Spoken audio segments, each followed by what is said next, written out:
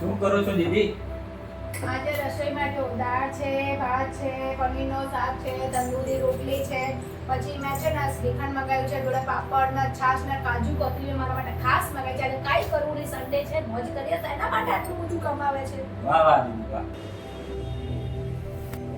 જો તારા ભાઈબંધ ના બાકી કંઈક ના કંઈક માંગવા આવશે કે જ્યારે બી આવે છે તારા કંઈક ના કંઈક નાટક હોય છે. જો મને પૂછ્યા વગર કંઈક આપ્યું ને તો તને ઘરમાંથી બહાર કાઢી મૂકીશું.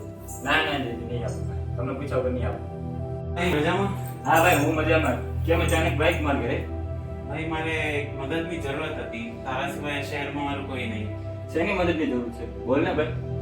તારા ભાભીને સિરિયસ છે, એમને હોસ્પિટલમાં એડમિટ કર્યા તો એક 5 લાખની જરૂરત હતી.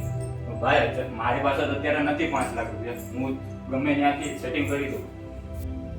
કઈ વાંધો નહીં ભાઈ, તારે જેમ થાય એમ કરી આપ. એકવાર તારા ભાભીનું ઓપરેશન સક્સેસ થઈ જાય પછી હું કઈ પણ વેધે તને પાછા આપી દઈશ. ઓકે ભાઈ. હલો ભાઈ જય માતાજી. હા જય માતાજી. બોલ ને બેટા. એ તમારી જોડે 5 લાખ રૂપિયા પડ્યા છે, જરૂર છે મને. મારી જોડે ક્યાં પૈસા છે? અત્યારે ખાવાના ફાંપા પડે છે. સમજો એ તમને પૈસા પાછા મળી જશે. એ તમને 3% જ નહીં આપે પણ 2% વ્યાજ આપી શકે છે. પૈસાનું સેટિંગ થઈ ગયું છે, ચિંતા ના કરો. થેન્ક યુ ભાઈ, તારો એહસાન હું જિંદગીમાં નહીં ભૂલું. પણ થેન્ક યુ નહીં જોતું, મારે પહેલી તારીખે વ્યાજ પહોંચાડી દઈએ. પહોંચાડી દઈશ 2%. ઓકે ભાઈ. ભાઈ હું અત્યારે તમને 5 લાખ રૂપિયા પહોંચાડું છું. મારા ભાઈબંધ આવશે. એ વાંધો નહીં, પણ મારે પછી કોને આપવાના છે? એ મારો ભાઈબંધ આવશે સવારે. એ વાંધો નહીં બેટા, ઠીક છે. એનું વ્યાજ તમે લઈ લીધો. એ જ્યારે આપશે ત્યારે હું લઈ લઈશ ને પછી તને પહોંચતો કરી દઈશ. જોડે ખોટું હોય છે તો એ છતાંય મને ખુશ છો કેમ કે એ પૈસા આપે છે. અગર એને સાચું બોલી દીધું હોત તો હું હજી ખુશ રહેત. ચલો કાંઈ વાંધો નહીં, આ ટાઈમમાં એ પૈસા આપે એટલે ભગવાન એને ખુશ રાખે.